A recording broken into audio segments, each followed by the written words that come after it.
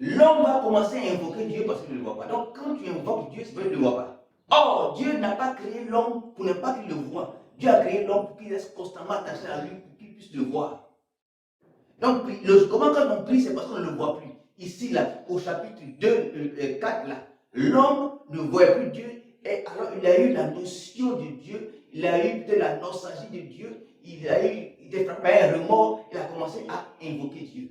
Je dis, quand Moïse était avec le peuple en bas de la montagne, et tous les priaient, Seigneur, tu es où? Seigneur, tu es où? Oh, nous voulons ta présence, viens maintenant, viens maintenant. Mais s'il doit venir maintenant, c'est qu'il n'est pas là. Alléluia. Est-ce que les anges ont dit, Seigneur, tu es où? Viens maintenant. Non, eux là, Seigneur, toujours devant leur face. On dit toujours devant leur face. Alléluia. Un côté nous dit que ceux qui ont le regard fixé sur lui, on dit toujours fixé sur lui, toujours fixé sur lui, toujours fixé sur lui. C'est pas mon pas moment. Donc les 4 êtres vivants, les 4 vieillards, les myriades, on les regarde toujours fixés sur lui. Nous avons les regards plus dans le monde. Et c'est dimanche, pendant 2 heures, on peut avoir les regards fixés sur lui. Mais comment on peut lui ressembler? Car on ressemble à celui, on ressemble à ceux qu'on regarde tous les jours. Si tu regardes, n'est-ce pas, Facebook tous les jours, TikTok tous les jours, tu vas ressembler à Facebook, aux choses qui sont à Facebook et les choses qui sont à TikTok. Alléluia. Et donc, Moïse, lorsqu'il est monté sur la montagne, et il est rentré de la nuit, comme on lit, il ne priait plus. On dit il parla. Mais pourquoi on dit, avant on dit invoquer, pourquoi on dit il pria, ou il invoqua Dieu. Et quelque part, très souvent, quand on voit Moïse dans la proximité avec Dieu, on dit il parla. La Bible dit que Jésus a prié. Quand il voulait ressusciter Lazare, mais il a dit non, Seigneur, mais Seigneur, en fait, c'est à cause de cela qu'il fait ça. Hein. Tu sais, entre toi et moi, là, il n'y a pas prière. Toi et moi, on se voit tous les jours. Mais comme ceux sont là, donc il faut que, comme la prière, c'est la prière. C'est la prière, c'est la prière, il faut qu'ils comprennent. Il faut qu'ils comprennent que je suis un homme comme eux. Voilà, c'est moi qui fais ça. Mais sinon, toi et moi, là, il n'y a pas fait de prière. Nous, on parle. On se voit tous les jours, puis on cause. Donc, nous, on parle. Il dit pas, Seigneur, Dieu, où? Non, je ne dis pas ça. Nous, on parle, Seigneur, tu vois, est-ce que tu me réponds bien? Et on cause. Quand Moïse est rentré dans la nuée, il parlait du Seigneur. Quand Moïse dit la gloire, il priait. Il causait. Et Dieu dit non, tu ne peux pas m'avoir. Il dit non, Seigneur, tu sais, le peuple là, Dieu dit que Dieu dit que non, Moïse, bon, tu sais, le peuple, je vais l'exterminer pour que toi, de toi sorte une génération avec laquelle je vais marcher, tu sais, tu vois, non? Et je serai toujours avec eux. Moïse dit non, Seigneur, tu n'as pas fait ça. Non. Mais c'est quoi de faire ça? Mais qu'est-ce que les gens ont dit? Que tu l'as sorti d'Égypte, nous tuer avec tes ailes. Ils vont dire ça. Moïse dit non, Dieu dit non, écoute Moïse, je ne ferai pas ça. Là, il causait, il causait. La Bible dit que Dieu parle, c'est la Bible qui dit, Dieu parla avec Moïse face à face, comme de bouche à bouche, c'est-à-dire comme un ami parle avec, et ça c'est bien. On dit Dieu parla avec Moïse comme un homme parle à son ami. Et cela c'est bien. Et ça c'est, oh Seigneur, tu es où? Oh Seigneur, tu sais, Seigneur, toi qui es dans les cieux. Il est dans les cieux, là, est-ce que tu le vois? C'est toi qui es au-dessus, il est là-bas, est-ce que toi tu es là-bas? L'apôtre Paul pouvait dire, n'est-ce pas? Il est assis à la droite. Il est assis en Christ. Il dit que pendant qu'il est là, lui, il est assis avec Christ. L'apôtre Paul dit, pendant qu'il est ici, il est assis. Donc lui, l'apôtre Paul, il sait qu'il est assis avec Christ. Ce n'est pas un enfant. Lui, ce n'est pas des révélations. C'est-à-dire que ce n'est pas que Dieu lui a dit, non, l'apôtre Paul, tu es assis avec moi. Non. L'apôtre Paul même, ce sont des choses qu'il a vécues et il sait dans son âme qu'il voit que son corps spirituel est là-bas.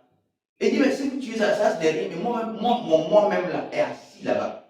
C'est-à-dire que mon corps spirituel, mon réel moi-même est assis là-bas. Ça là, c'est mon flot. Mais moi-même, je suis assis là-bas. Et quand les gens posent là-bas, c'est nous qui disons, oh Seigneur, non plus. La prière est venue à cause de la chute. Je ne dis pas qu'il va prier, mais la prière est fonction du tabernacle, c'est-à-dire le parvis. Alléluia. Quand dans le parvis, on dit, oh Seigneur, on le cherche, on ne le voit pas. Okay. Mais parce qu'il y a un voile qui t'empêche de voir ce qu'il est dans. Maintenant, quand tu es dans le lieu saint, ta prière change. Dans le parvis, c'est le corps qui prie. Les gens qui prient dans le corps, on les connaît. 80% des chrétiens prient dans le corps. 80% des chrétiens prient dans le corps. Mais quand ils traversent le parvis, n'est-ce pas, le parvis, le voile du parvis et le lieu saint, tu pries maintenant dans ton âme, la prière de l'âme. Ça, c'est différent. Mais quand maintenant tu es dans le lieu du Saint des Saints, tu peux t'appeler, non, là-bas on discute avec Dieu, on parle avec Dieu, on ne parle pas de tout et de rien. On parle de tout. C'est ce que Moïse faisait, il parlait de tout et de rien. Non, c'est que tu vois tes yeux. Ça là, ce n'est pas une causerie de tout et de rien. C'est l'affinité, la proximité qui fait qu'on parle de tout et de rien avec Dieu. Mais quand tu ne le vois pas, comment tu as posé du tout et de rien avec lui? Toi, tu ne le vois pas. Tu es chrétien, tu es assis dans l'église, mais tu ne le vois pas. Donc, toi, tu es dans la dimension de choses. Une autre dimension, c'est peut-être l'autre dimension de demander, chercher et frapper. C'est la même chose. Quand tu es bébé spirituel, il pleure seulement, il pleure. Il pleure les biberons, les bébés spirituels. C'est quand tu regardes en Égypte, il écrit en Égypte, bébé spirituel. Mais après, on vient maintenant au chercher quand tu caches, parce qu'il veut que tu grandisses. C'est quand tu cherches que tu grandis. Maintenant, quand tu es rempli de Dieu, tu as la force de Dieu, la dimension de Dieu. Dieu dit voilà, on va voir qui est qui sur la terre. Parce que celui-là, il a grandi dans le désert, je l'ai mis dans le désert et il est maintenant à ma carrure, à ma statue parfaite. Alléluia. Donc toi maintenant, jamais c'est les mystiques. À Canaan, ils sont beaucoup. Les Cananéens, les Éphésiens, Cananéens, Éphésiens, Égyptiens, les Étiens, Éviens, tout ça là, ces peuples-là. Il faut aller, tu vas les défaire, parce que tu es à mon image maintenant, selon ma ressemblance. Rien ne peut te résister, parce que je compte sur toi. Ici au ciel, je compte sur toi. Allez, va. Tu frappes maintenant. Là, c'est le frapper. Le frapper, c'est détruire et posséder. Alléluia. C'est détruire et posséder. Alléluia. C'est détruire et posséder. Alléluia.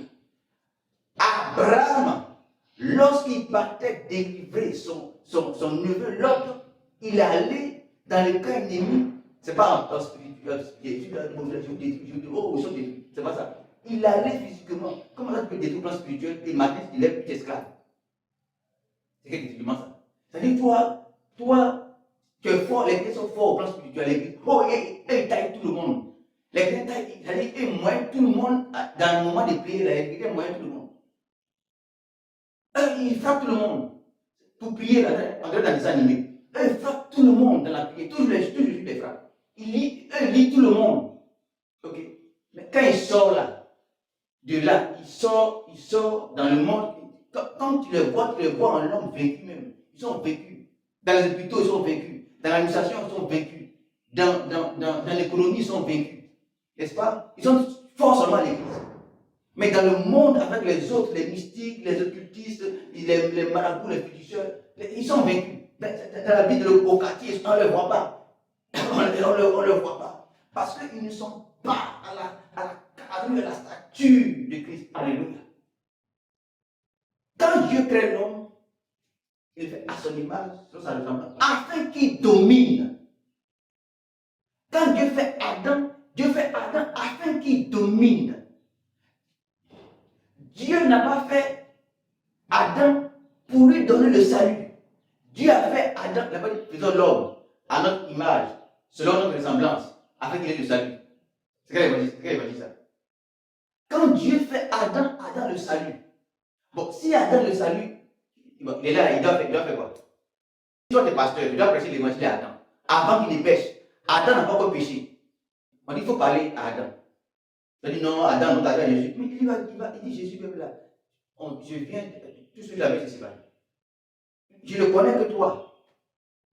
Jésus, là, je le connais. On se connaît, on se parle tous les jours. Je son numéro. Toi, tu n'as pas son numéro.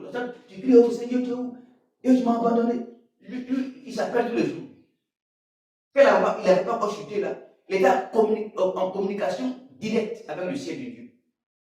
Il n'a pas peur de quelque chose. Il ne prie pas. Lui, par la vie, il ne prie pas. Il ne gêne pas. Son niveau spirituel, à Satan, il a dit ça, le regard, Satan même ne peut pas. Donc, on dit enseigne l'évangile. Tous les pasteurs ne peuvent pas enseigner l'évangile à Adam avant le péché. C'est après le péché, on dit non, regrettes, tu as fait du mal à Dieu, tu as transgressé la loi de Dieu. Tu sais, la transgression, c'est un mot hébraïque. En grec, qu'est-ce que ça veut dire? En chinois, en araméen, tout ça là. Et Adam me dit ça. Mais Adam, il était à l'image avant le péché. On y enseigne. Adam devait être instruit sur la dimension du royaume. C'est ce qu'Adam ne savait pas. La dimension du royaume qui devait être en lui l'image de Dieu, parce que c'est l'image que nous traduisons. Notre foyer est à notre image. Notre entreprise est à l'image de ce qui est en moi. Le monde est bâti selon l'image de ce qui est en nous.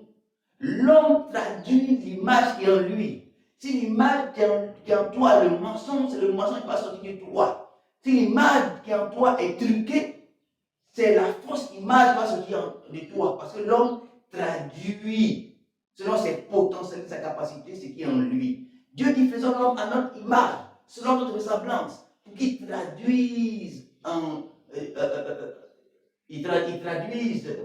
lui ou de lui, pour qu'il se restaure de lui ce qui est en lui. Donc mettons en lui. Jésus a pu dire, si tu bois de cette eau, tes sources vives couleront. Il dit, si tu bois de la parole, l'abondance du cœur en sort. Qu'est-ce qui est en toi? Quelle image en toi? Si c'est Facebook en toi, TikTok en toi, c'est ce que tu as produit dans ton foyer. C'est ce que tu as produit là où tu es. Alléluia. L'homme donc a chuté. Alléluia. L'homme donc a chuté. Nous disons que nous devons écrire là-dessus. Et nous avons un manuscrit. Et ici, nous profitons pour interpeller les frères, les uns et les autres qui ont. Nous avons écrit au moins environ 100 livres. Et donc, nous avons besoin de moyens, comme on le fait sur les réseaux, afin de pouvoir aller plus loin. Et nous comptons sur vous. Nous comptons sur vous. Nous comptons sur vous. Alléluia. Il faut que le message de la 3e heure soit publié pour que nous comprenions. La Bible déclare que c'est par le renouvellement de l'intelligence que nous serons transformés. Et la Bible dit que la foi vient de ce qu'on entend. Alléluia. Et quand tu entends, mais si tu ne comprends pas, tu fait comment? Bon, tu entends, mais tu ne comprends pas, tu fait comment? Souvent on dit, mais les gens ne comprennent pas. Ce que tu dis, ils ne comprennent pas. C'est-à-dire qu'ils ne le savent pas. Et donc il faut davantage prêcher, enseigner pour que notre intelligence puisse être renouvelée. Alléluia. Nous allons évoluer. L'homme a chuté.